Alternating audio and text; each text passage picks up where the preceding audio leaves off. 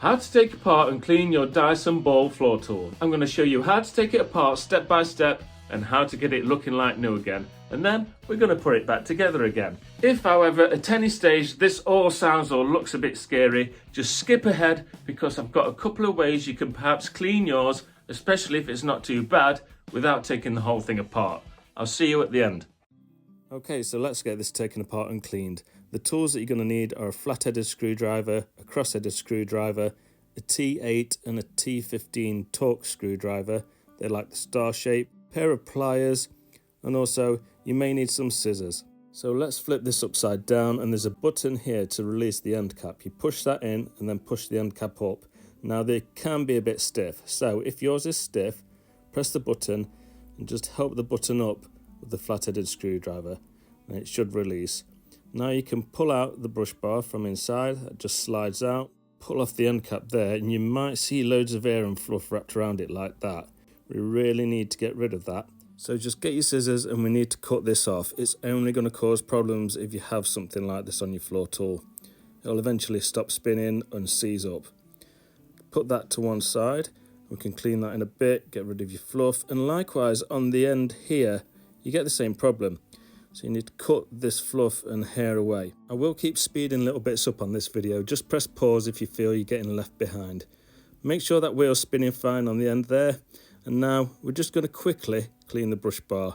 We're going to leave that end cap to one side. We're not going to submerge that in any water, okay? Because it might get water trapped in it. The brush bar itself, just scrub that with a toothbrush, dunk it in some nice warm soapy water and then dry with a microfiber cloth. We need to make sure this is dried overnight before we put it back on your vacuum cleaner. Right, now to take the head apart, there's screws along the front there and then there's hidden screws underneath each of these two front wheels. To get the wheels off, you need to get your flat-headed screwdriver and put it under the one side of metal pin that's exposed and then just pull it up. And then you can pull the pin out and the wheel will come out. I'll show you on the other side as well, because sometimes these can be a bit tricky. So prise it up again like so. And now you might need to get your pliers to pull the pin out if it's been in there a while. You can then clear any hair that may be stuck around these too. Now your cross-headed screws are along the back and then there's one in each corner. So we're going to undo those. Just pause the video if you're getting left behind, okay? Right, there's this little screw here, which is a Torx 8, and then there's these two here, which are Torx 8 as well. Now you have the bigger Torx T15 screws where the wheels were, and then there's one in each corner at the back. It's also very handy to have a magnetic screwdriver to do this. I have a video how to magnetise your screwdriver in the top corner now. I'm just showing you here as well. I basically lay out the screws roughly in a pattern from where I got them from the floor tool, okay? It just helps me when I'm putting them back together so I get the right screws in the right holes. Good little tip for you there. Right, now, these front corners, these may not be yellow on yours, but they just basically pull out, even if you have the silver ones. And now we need to prise this yellow part off the floor tool. So just go along with your flat-headed screwdriver, then just prise it up like so. As soon as you get far along like this, it'll just help itself up really. Now you just pull it away and it tilts like so and releases downwards like so. Now to clean the yellow parts, we've got these black marks here. You can just scrub these with a toothbrush, but you do get stuff trapped in here, which is really annoying. So I'm going to take this apart to show you how to get into there. You need to get your pliers and there's two little pins here, some clear plastic pins. Pins isn't probably not the right word, but basically they come through and need to squeeze that with your pliers, okay? And at the same time, this is like a magic trick really, you have to pull the clear part off with your other hand, okay? So I put my fingers like this and push against the yellow part, and as I'm doing that, I get the pliers and squeeze the two pins in. It's a bit tricky, this is probably the trickiest part of it all really. And then that should make a little gap here and then it just pulls apart like so.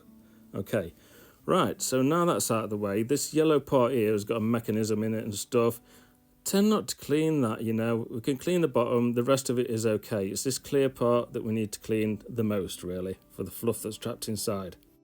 The silver part just prizes off like so, and then just go along and just pull it. Don't be worried about breaking this. This is pretty easy to do, okay? So then that just comes off like so. We can wipe that and obviously get all this fluff out of the clear bit and stuff like that in a bit. Okay, and now the main event, the reason that you're here, this clear part. Now these 4 screws here, we undid those earlier, and this top panel just prizes off. But there is a little noggin sticking out there and another one here, look, that kind of holds it in place, okay? So we need to just prise this bit up a little bit, just so it lifts over that little noggin, I'll call it. I don't know what you call it, a nipple, whatever, however rude you want to be. It sticks out and holds it in place. So just prise it up like that, and then go to the other side, turn that part so it's out of the way. And again, just prise it up like so, and then that lifts off. And now you'll see some wiring and also these 2 screws here that we need to take out. These are Torx T15. Now we're going to lift off the clear plastic, but just that corner there, that's really tight wiring for the motor, okay? So don't go pulling that like mad. This is the connector, so we're just going to release the wires from the clear part, okay? Being nice and gentle.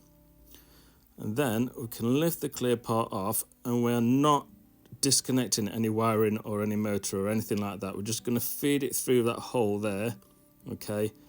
And then we're going to put the clear part down, so basically we can clean it without getting water on this motor part, okay? So just lay it down like so, and we're going to get a dry cloth and we're just going to dust off the motor area, okay? We're not using any cleaning stuff on this, and all this area here is just a dry cloth. And now for the clear part. Now this has a rubber seal that goes all the way around the edge, which I tend to leave well alone. But I thought I'd show it you just in case yours comes out of place or anything like that. Now just get some spray, any old spray or soapy water, and use a toothbrush to clean it. Try and get in all the gaps and then use a microfiber cloth to dry it. This spray polish is brilliant. It's furniture polish called Wood Silk, and I use this just to finish off the clear part. If you haven't got this particular polish, don't worry, just use some furniture polish or car polish just to try and get it as clean and as clear as you can. Now we're going to ease the clear part back into position, making sure we don't tug the wires from any direction really. We don't want to be ruining the wires, pulling them out of connectors or pulling them out of the motor and damaging them. So we just lift the wire up, put the clear part back in like so, it just pushes down, and then we feed the wires through the channel where they were before. I'm going to show you now close up. So they need to look roughly like this. Okay, it fits in a channel that goes along there to the motor. Now we can do up the 2 screws that we took out, which is the T15 ones. And then the clear part that we haven't done yet, give that a good wipe out. And then the insert, give that a wipe as well. We're not using any water, we don't need to. Don't get that dirty. Now the insert to this just clips in upwards like so. These oval type shapes, they fit inside the cutouts on the clear part. You'll see exactly what I mean when you're doing it. Now the yellow part, again we've got this mechanism down here. We're not going to really touch this. We don't want to be getting stuff wet, we don't need to. I scrubbed that little switch here a little bit because that gets a bit dusty. But apart from that, we're just going to be scrubbing where the floor kind of makes it dirty, I guess, over time. So get that so it's looking pretty decent. This clips back the way that you got it out. So those 2 prongs, I called them pins earlier, now I'm calling them prongs. They just push fit through like so and clicks into position. Much easier to put back together than it was to take apart. Make sure that your switch is through the little hole too, and that's going from side to side as it needs to. Now this fits onto the clear part on the top bit first and then kind of folds down as you put it on, okay? So there's a little noggin there that goes over a ridge on the clear part on each side. So just push it into place and then push down as such. So it's almost like it's on a hinge, okay? I'm making that look a bit harder than it should be. And now we need to clip in the little grey bit into your yellow part inside. That just pushes in, and I'm going to secure it now with the 2 screws, just so we're going to hold it in place and it kind of stays where it should be.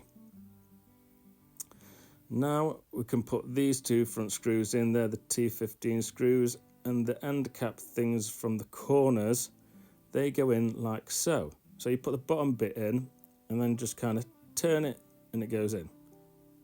Okay, lovely, like so.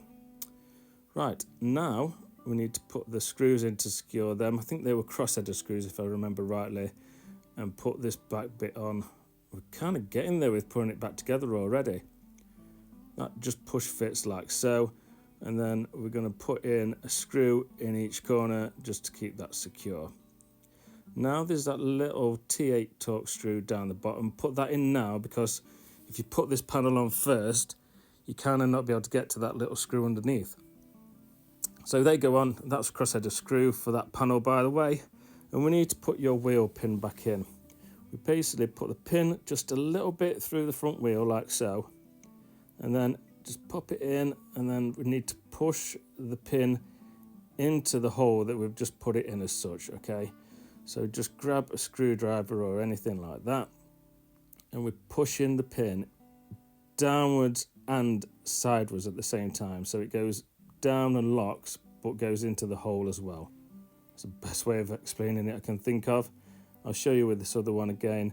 We're pushing the pin down but across as well, so it goes into the hole that we've fed it into. Okay, now that's how you would expect it to look, and we can put your dry brush bar back in. We need to put the end cap on, obviously making sure all this is dried overnight. Once the end cap is on, we just spin that to make sure it's working fine, push fit the brush bar, and then the end cap pushes down, and then it clicks and locks into place. And there you have it. You've done it. You've took it all apart, cleaned it, and put it all back together again. It's time to wake up, and if you've got this far, congratulations. I hope your floor tool is now looking clean. Please put something nice in the comments below, and don't forget to like the video because it does help me in future. Now, if you've got this far and you've not actually took your floor tool apart, you must have skipped forward to this point where I'm going to show you a couple of ways to get this floor tool clean without taking the whole thing apart. I do hope you find this helpful. Okay, so now for the cheating method.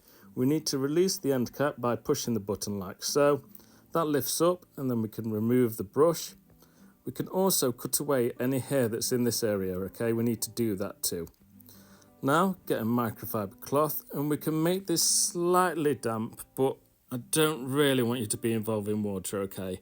And what we're going to do is we're going to feed it with a really long screwdriver down the clear window. So essentially, this method is for cleaning the clear window only, okay? We're not going to go mad on any of the other parts like we did when we took it apart. Now this bit here, some models have like an anti-hair wrap thing with loads of teeth that go along that ridge. They're going to cause you some hassle with this microfiber cloth, okay? So if you've got an anti-hair wrap one, just be mindful of that. You then need to pull the cloth out and keep doing that process until you have a clean window. The other way is not removing the brush bar at all.